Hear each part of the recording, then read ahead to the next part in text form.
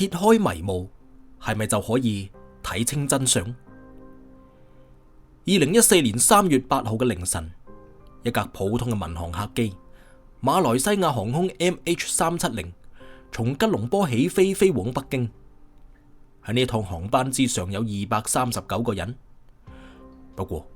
邊個都估唔到呢一趟咁普通嘅飛行旅程，竟然變成咗人類航空史上最詭異同最令人乸心乸肺嘅謎團。嗱，今期嘅迷霧，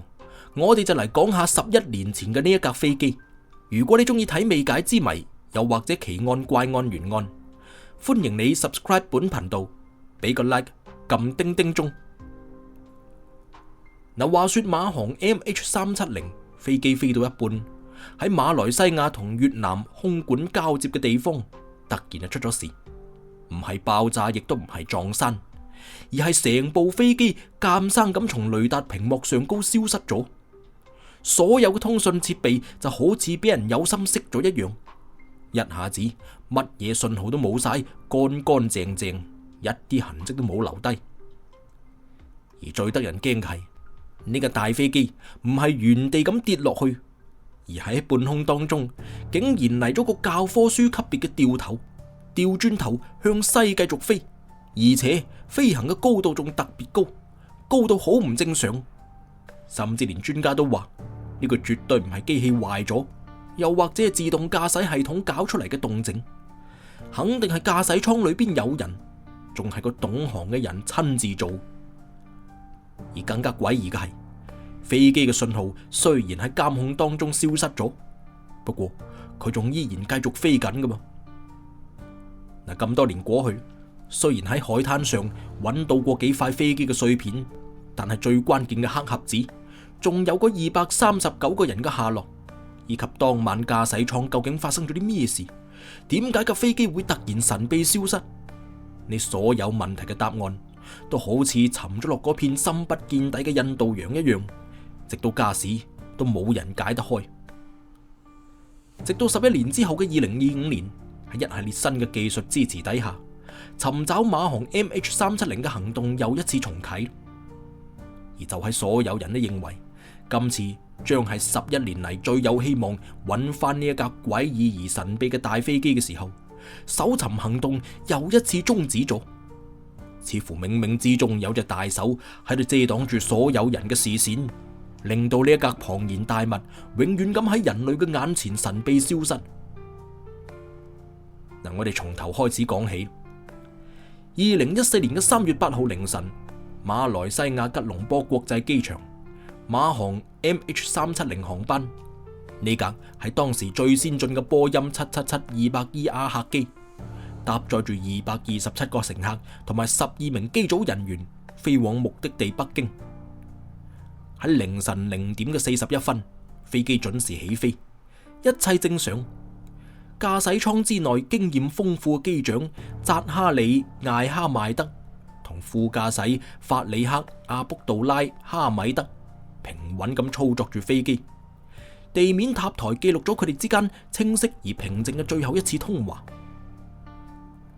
去到凌晨嘅1點19分，吉隆坡空中交通管制中心發出指令，聯繫胡志明區域管制中心，頻率120.9，晚安。而機長扎哈里就好清晰咁回應話：晚安，馬來西亞370。然後佢就突然咁消失咗。呢一句說話，假使睇翻轉頭呢，就好似係一句告別嘅說話一樣。大約喺凌晨嘅1點22分左右，從馬來西亞民用2次雷達屏幕上高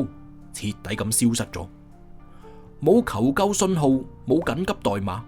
冇任何異常嘅呼叫。前一秒仲好平穩咁飛行緊，而下一秒呢一架龐大嘅金屬大象就連同佢搭住嘅239個靈魂，好似俾一隻無形嘅巨手從現實當中輕輕抹走咗一樣，融入到南中國海上無邊無際嘅黑暗之中。消失永遠只係謎題嘅開端，而更加令人震驚嘅係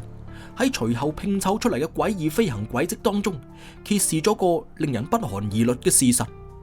係有人刻意咁喺度操控緊呢一班幽靈航班。就喺從民用雷達消失嘅同時，調查發現飛機上兩個關鍵嘅通訊系統應答器同埋 ACARS， 亦即係飛機通訊尋址與報告系統，被人為咁先後關閉咗。關閉咗應答器就意味住飛機喺民用雷達上高隱身，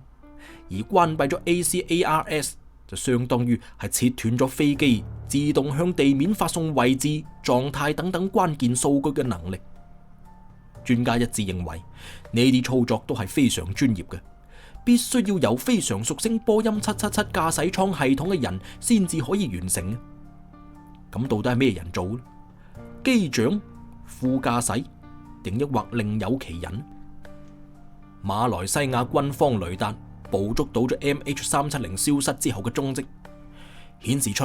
佢嚟咗個驚人嘅轉折。飛機並冇繼續向住東北方飛行，飛去佢嘅目的地北京，而亦都冇墜落。相反，佢喺半空當中畫出咗個巨大嘅，幾乎係180度嘅大轉彎，掉頭向咗西。佢先係飛過咗馬來半島，然後就轉向飛向西北，再順住馬泰嘅邊境飛行，最後再轉向西南，飛入咗浩瀚嘅安達曼海域上空。而呢條航線呢，係好精準咁避開晒所有主要嘅民用航線同監控區。佢甚至用中低空嘅高度飛越咗馬來西亞本島嘅空軍基地上空，不過就並冇被攔截。呢場呢，簡直就係一場精心設計好嘅隱形飛行。嗱，你可能有疑問，之前我哋都講過，馬航 MH370 呢個時候已經終止晒同地面嘅所有嘅聯繫。咁啊，點樣證明佢仲繼續飛緊，而且仲可以畫出佢嘅飛行路線呢？唯一可以證明 MH370 仲喺度飛緊嘅，係佢同國際海事衛星組織一粒靜止軌道衛星之間，每隔1個鐘頭自動進行嘅所謂握手信號。呢個信號本身呢係唔會傳送位置同內容嘅，佢淨係表示話飛機嘅系統仲喺度通電運行緊。而最後一次確認位置到最終失去聯繫，呢一個幽靈一樣嘅握手信號竟然持續咗大約7個鐘頭。根據呢7個鐘頭嘅握手信號嘅多普勒頻移效應分析，專家最後推斷出飛機應該係耗盡咗燃油，最終墜毀喺遠離所有航線一片廣闊嘅令人絕望嘅海域——南印度洋海洋嘅深處。嗱，呢一片區域有另外一個名，叫做第7弧線，一個喺衛星握手信號消失嘅時候，飛機最有可能墜毀嘅一片狹長嘅地帶。第7弧線區域係位於南印度洋偏西嘅位置，距離澳大利亞西海岸大約2000公里左右。呢度可以話係地球上最偏遠、最荒涼嘅海域之一。呢一片海域嘅平均深度達到4000米。呢個係咩概念呢？即係相當於你將成座泰山搬到入海裏邊都可以完全被淹沒嘅。而呢片區域最深嘅地方超過咗6000米，係名副其實嘅地球深淵。我哋可以想象下呢片地區嘅環境：巨大嘅水壓、複雜嘅海溝、海山等等嘅地形，仲有強大嘅洋流以及永恆嘅黑暗。呢一片地方環境之惡劣，甚至超過咗月球表面嘅某啲區域。喺咁樣嘅一片地方去揾一架飛機殘骸，怕且真係用大海撈針都不為過。而且仲要係喺呢個地球上最黑暗、最深、最狂暴嘅海底去撈針。喺最初嘅震驚過後，國際社會展開咗人類航空史上規模最大、成本最高嘅深海搜尋行動。由澳大利亞主導，中國、馬來西亞等多國參與，動用咗最先進嘅聲納探測船、水下機器人，佢哋掃描咗超過12萬平方公里嘅海底，面積比成個韓國仲要更加大，耗資幾億美元。只不過，除咗幾個後尾被證明係無關緊要嘅聲學信號之外，一無所獲。MH370 嘅核心殘骸尤其係包含咗關鍵數據嘅駕駛艙通話記錄儀 CVR 以及飛行數據記錄器 FDR， 亦就係我哋俗稱嘅黑盒子，好似石沉大海一樣渺無音訊。黑盒子嘅定位信標電池理論上只可以維持30日嘅啫。而當海底搜尋陷入僵局嘅時候，一系列零零星星嘅發現同詭異嘅事件，將馬航 MH370 嘅謎團推向咗更深嘅、更加令人不安嘅情況。2015年嘅7月，喺距離推測墜毀點幾千公里之外，非洲法屬留尼汪島嘅海灘之上，發現咗一塊大型嘅飛機殘骸。經過嚴謹嘅鑑定，最終確定呢一塊殘骸就係 MH370 嘅右側襟副翼。呢塊係第一塊，亦都係最重要嘅一塊已經被確認嘅 MH370 殘骸。隨後又喺莫桑比克、南非、坦桑尼亞、馬達加斯加，甚至毛里求斯嘅海岸線上，陸續發現咗超過30塊嘅疑似殘骸。其中有幾塊都被官方確認，又或者高度認為可能係嚟自 MH370。只不過呢啲發現非但只冇解開到謎團，反而仲帶嚟更加多嘅疑問。相對於一架777客機嘅體積，發現殘骸嘅數量係少到得人驚嘅。如果真係喺海上墜機嘅話，咁應該係會產生成千上萬塊嘅碎片至係。呢啲殘骸漂流嘅方向同最終登陸嘅地點，同起初基於主洋流模型去推算預測嘅軌跡係有偏差。點解冇殘骸會好似預期咁，更多咁出現喺澳大利亞嘅西海岸？係模型錯咗，定抑或有啲乜嘢外部嘅因素？例如喺沉沒嘅地點有特殊嘅水下地形、殘骸沉沒嘅方式等等，干擾到漂流。甚至有少數學者基於呢一點提出更加激進嘅質疑，會唔會有一種可能性，就係 MH370 根本唔係喺第7弧線區域墜毀嘅呢？跟住更加令人毛骨悚然而且詭異嘅事發生。有多位乘客嘅家屬報告表示話，喺飛機失聯之後嘅幾個鐘頭，甚至幾日之內，佢哋反覆咁去撥打佢哋機上親人嘅手機電話，呢啲電話都顯示係接通咗嘅噃，甚至有啲可以聽到響鈴聲添。家屬堅信咁就意味住佢哋嘅親人有可能仲在生，手機仲有電，飛機好可能係迫降於某笪地方嘅啫。而官方同電信專家嘅解釋就話，呢個極有可能係信號回傳現象，又或者運營商交換機房嘅緩衝延遲，亦即係話當手機喺信號覆蓋嘅邊緣位置突然失去咗聯繫，例如話飛機快速咁墜海，又或者進入到無信號區域，交換機可能就暫時冇辦法確認到呢啲信號嘅狀態。咁喺短時間之內撥打就可能會顯示係接通，又或者會正常咁有響鈴音響起。但係咁唔代表手機真係可以接收到，甚至乎有人接聽。呢種應該講話係一種技術上所形成嘅假象。只不過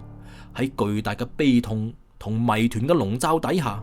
呢種冰冷嘅技術解釋好明顯係蒼白無力嘅。佢冇辦法徹底去消除大家心入邊嘅一個疑問。喺呢一個咁充滿不可能性嘅夜晚，唔通呢啲咁詭異嘅接通嘅電話真係只不過係巧合？佢觸碰咗現實同超現實之間嗰條模糊嘅界線。而隨住調查嘅不停深入，大家最終就留意到呢一個人，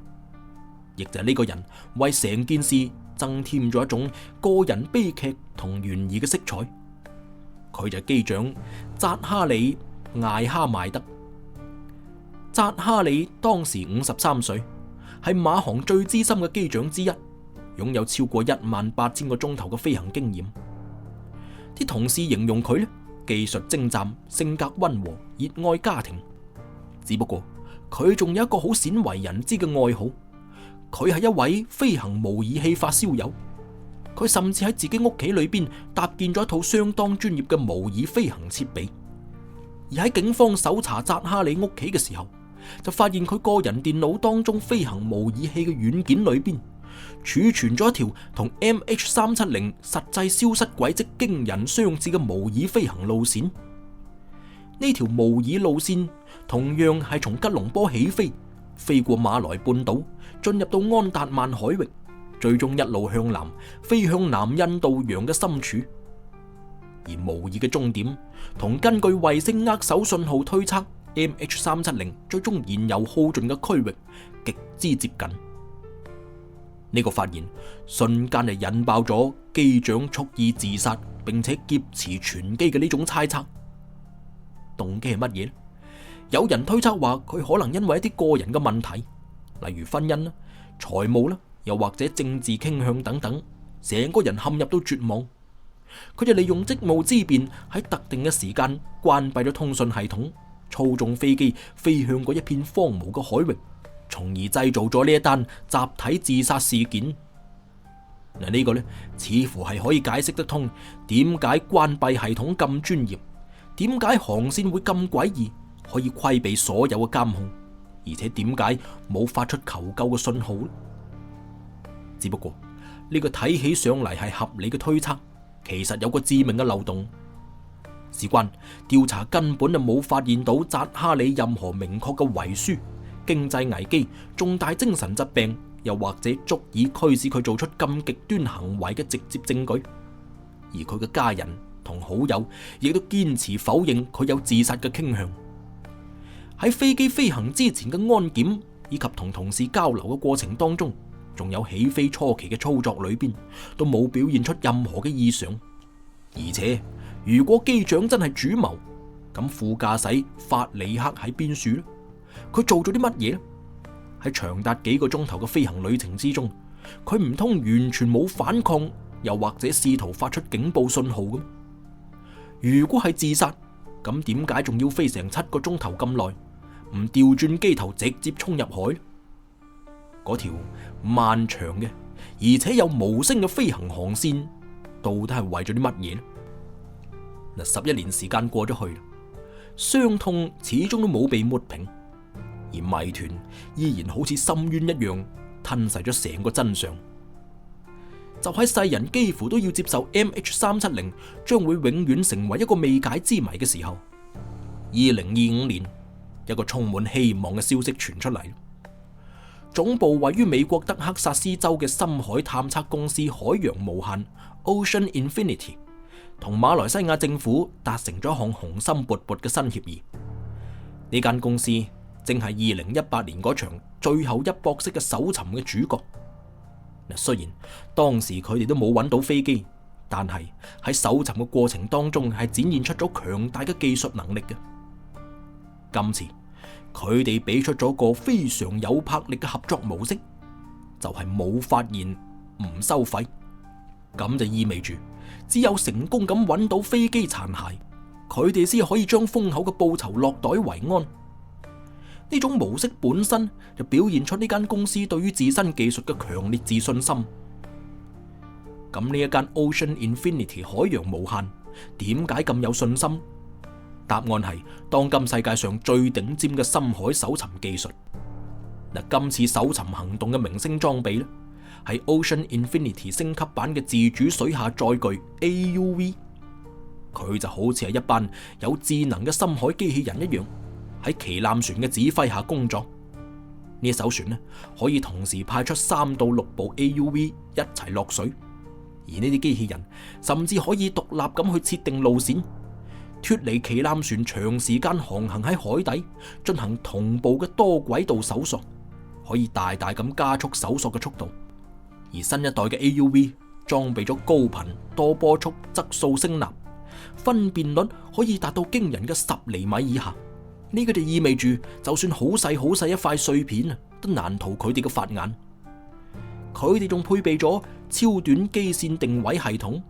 可以實時追蹤到機械人嘅正確位置。而更加重要嘅係，佢哋可以潛入到6000米深嘅南印度洋海床，去適應複雜嘅地形環境。喺 AUV 內部咧，運行嘅係人工智能識別嘅算法。佢哋喺掃描過程當中，如果發現可疑物件，比如話金屬碎片，就可以自動標記目標，甚至觸發二次探測，又或者放置標記浮標，大大咁減少後期人工去分析誤判嘅可能性。而另外一項聽起上嚟有啲神奇嘅技術，就係 WSPR 弱信號傳播報告。呢個呢，亦都係第一次正式咁應用喺深海搜尋之中。佢就好似係利用地球嘅無線電網嚟反向推測飛機嘅蹤跡。呢個原理好簡單，就係全球有好多業餘嘅無線電台係持續咁發送緊啲微弱嘅無線電信號。而 MH370 咁樣嘅金屬飛機，如果當時飛過呢啲信號嘅路徑嘅話，佢嘅機身就會反射，又或者干擾到呢啲信號，從而形成一啲好細微嘅擾動，然後就會被 WSPR 網絡記錄落嚟。喺 MH370 失蹤嘅嗰個夜晚，亦即係2014年嘅3月8號，全球有幾處水下嘅監聽站，你可以想象為深海嘅咪，係記錄到一啲異常嘅聲響，但係當時就冇辦法確認來源。2025年，科學家用新嘅模型重新咁去分析呢啲聲音。根據澳大利亞科科斯群島嘅記錄，呢度嘅監聽站喺接近 MH370 同衛星最後握手嘅時間，捕捉到微弱嘅非自然嘅聲波。初步分析可能係源於大規模嘅撞擊。而喺西澳大利亞亦都有相關記錄，喺南緯34度36分、東經93度10分嘅附近監聽到低頻衝擊聲，時間同失聯時間係吻合嘅。聽起上嚟就好似係一種高速撞擊海面嘅時候所發生嘅響聲，但係當時信號比較微弱，冇辦法完全確定來源。英國工程師 Richard Godfrey 喺2024年到2025年嘅新模型當中，就將 WSPR 飛行軌跡、衛星握手時間同西澳大利亞嘅聲學記錄以及南印度洋洋流信息結合起上嚟，進行多重反向嘅驗證，畫出咗飛機可能干擾信號嘅干擾地圖。而非常關鍵嘅係，呢條推測出嚟嘅飛行路徑同之前確定嘅第7弧線好接近，甚至有部分路線係重合嘅。而 Ocean Infinity 今次係將 WSPR 高概率區域作為優先搜索地帶，而且今次人類仲帶上咗 AI 呢個強大嘅助手。Ocean Infinity 開發咗 AI 模型，能夠快速咁識別聲納圖像當中嘅金屬殘骸、碎片又或者障礙物。呢個模型呢係用其他嘅空難，例如 MH17、法航447以及潛艇嘅殘骸嘅圖像訓練出嚟，幾個鐘頭就可以完成上百平方公里區域嘅初步篩查。AI 系統呢能夠將聲納掃描圖、海底地形、聲學記錄、水文數據以及 WSPR 模型全部整合起上嚟分析，通過一個區域置信度評分系統，自動去生成一份最值得再次搜索嘅重點區域名單，大大減低咗遺留同埋人工嘅負擔。正係有咗呢啲新嘅技術，所以今一次嘅搜索行動好有可能係10年以嚟最有可能成功揾翻馬航 MH370 嘅行動。只不過正當大家為呢一次最新嘅搜索行動充滿期待嘅時候，如無意外，意外又出現。就喺今年嘅4月3號，馬來西亞交通部長宣布暫時終止搜尋行動，而俾出嘅理由係加時唔係一個適合嘅季節。有搜尋負責人嘅解釋話，印太地區冬季嘅海域情況非常惡劣，對 AUV 嘅作業安全係會構成嚴重嘅影響嘅，所以搜尋行動預計將會喺2020年嘅年底，亦即係11月左右，當海域狀況改善嘅時候再次啟動。而似乎冥冥之中總有一種無形嘅力量，令到馬航 MH370 嘅搜尋行動艱難重重，一次又一次咁被終止。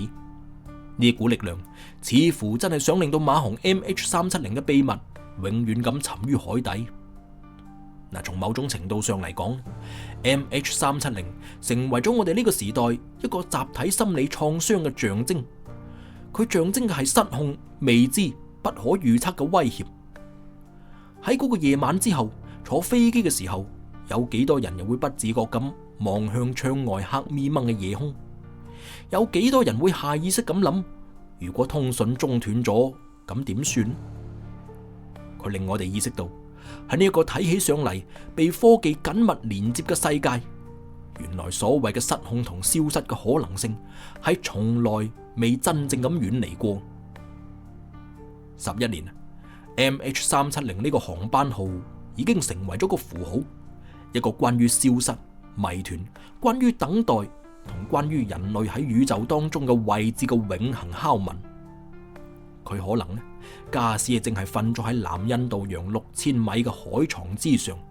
被厚厚嘅泥沙所覆蓋住，被永恆嘅黑暗所包圍住。而佢嘅黑盒子或者早就已經沉寂咗，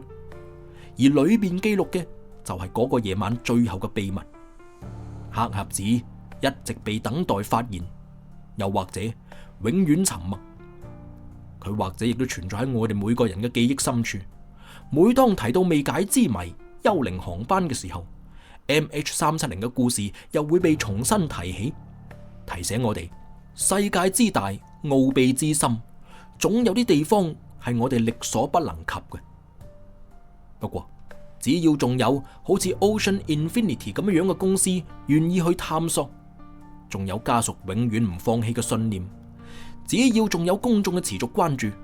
希望就唔會熄滅。正如某一位乘客家屬所講，